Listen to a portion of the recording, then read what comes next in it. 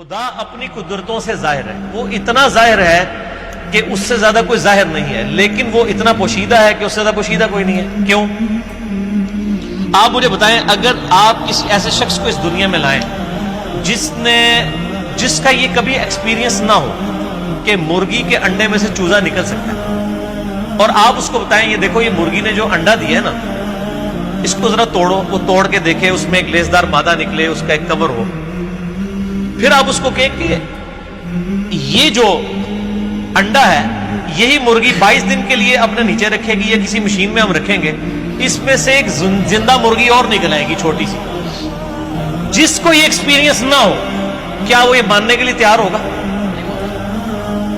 اگر کسی شخص کو یہ درخت دکھائیں اور کہیں یہ درخت دیکھ رہے ہو، ہاں جی ہے، اس کا ایک بیج توڑیں جو اس میں سے یعنی پھول میں سے نکلتا ہے، اس کو کہیں گے جی یہ جو بیج ہے نا، اس بیج کو جب میں زمین میں بوؤں گا نا تو یہ اس سے 6 ارب گنا بڑا درخت بن جائے گا، اسی بیج میں سے نکل گا۔ اگر اس نے یہ ایکسپیرینس پہلے نہیں کیا ہوا اور وہ کسی ایسی دنیا کا باشندہ ہے جس کو پتہ ہی نہیں سیڈ کیا ہوتا ہے، درخت کیا ہوتا ہے، کیا وہ مان لے گا؟ Not at all.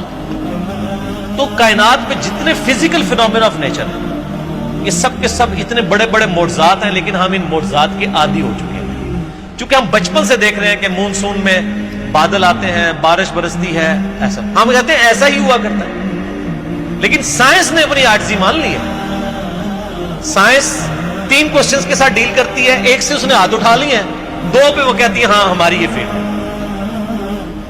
Y, what اور ہاؤ۔ وائی، وٹ اور ہاؤ۔ پہلی چیز ہے وٹ، کیا؟ ہم کہتے ہیں زلزلہ آیا، کیا ہوا؟ زلزلہ آیا۔ سائنس سے جب پوچھتے ہیں کہ یہ زلزلہ کیوں آیا، وائی، تو وہ کہیں گے ٹیکٹونک پلیٹس کی ڈسٹربنس کی وجہ سے۔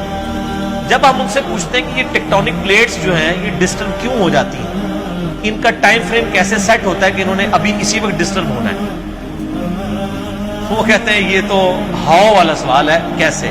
It is physical phenomena of nature, یہ قانون قدرت ہے، یہ ایسا ہی ہوا کرتا ہے۔ ہر چیز کے اینڈ پہ آپ کو سائنس ایک ہی جواب دے گی، فزیکل فینومینا آف نیچر، قانون قدرت۔ وہ اس کو مانے ہوئے مدر نیچر کیوں کہہ رہے ہوتے ہیں؟ مدر نیچر، تو کیا یہ مدر نیچر نے سارے قوانین خود بنائے ہیں؟ ہم جب کوئی ڈسکوری کرتے ہیں، لوگ پرانے زمانے کے لوگ نا، جب ان کو بتایا جاتا ہے انڈے سے چوزا نکلتا ہے، بس ان کا اتنا ہی ایمان تھا۔ اب سائنس نے اور ترقی کی، انہوں نے کہا جی اس طریقے سے اس کے اندر زندگی موجود ہوتی ہے، یہ ہوتا ہے، یہ سٹیجز طے کرتے کرتے ایک خاص حد تک یہ آگے جاتے ہیں، اینڈ پہ جا کے جواب کیا ہوتا ہے؟ It is physical phenomena of nature. Matter کیسے بنایا؟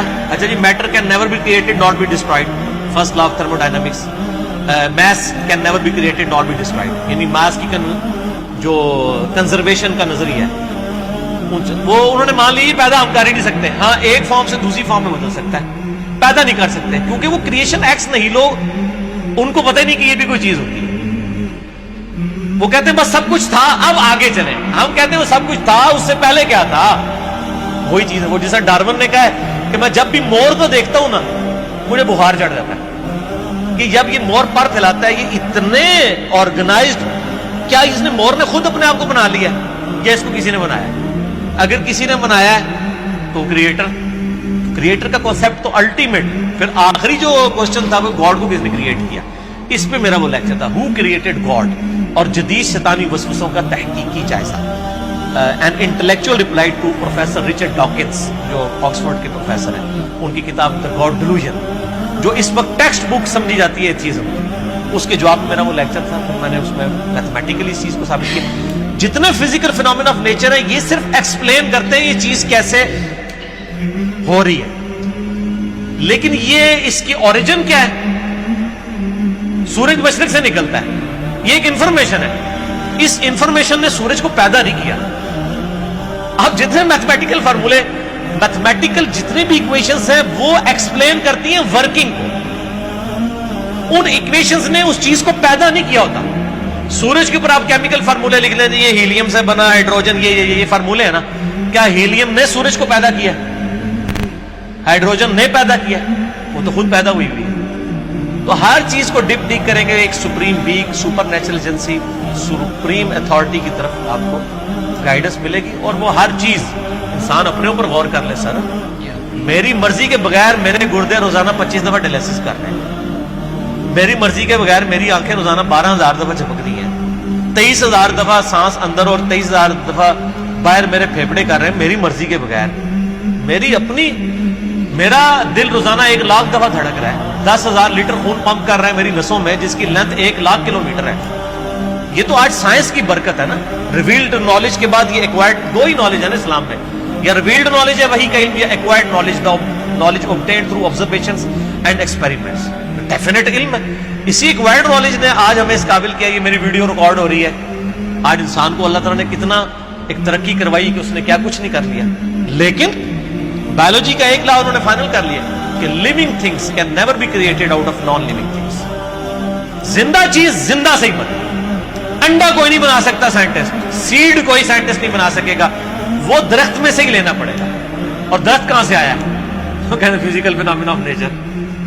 درخت کو ماننا پڑے گا پھر آگے چلیں گے آپ. تو آپ نے جس چیز کو پہلے مان لیا ہوا ہے نا, اصل میں اس کو ڈیپ ڈیک کریں گے نا تو اس کے بنانے والا ہے.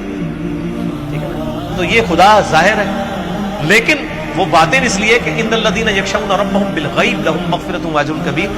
جو لوگ بغیر دیکھے اپنے رب سے ڈرتے ہیں ان کے لیے ہے مغفرت اور اجر عظیم. ورنہ تو امتحان رہے گا نہیں. یہ دنیا امتحان کا اسی لیے ہے کہ اللہ تعالیٰ صرف اپنی قدرتوں سے حیا ہے, خود بیک فٹ پہ ہے. مجھے تو ہر چیز میں خدا نظر آتا ہے. مجھ سے پوچھیں, میں جب تربوز کاٹتا ہوں نا, میں پریشان ہو جاتا ہوں کہ یار اتنے سے بیج سے اتنی آرگنائز فارم میں یہ تربوز بنا جس میں کروڑوں تربوزوں کا ڈیٹا موجود ہے.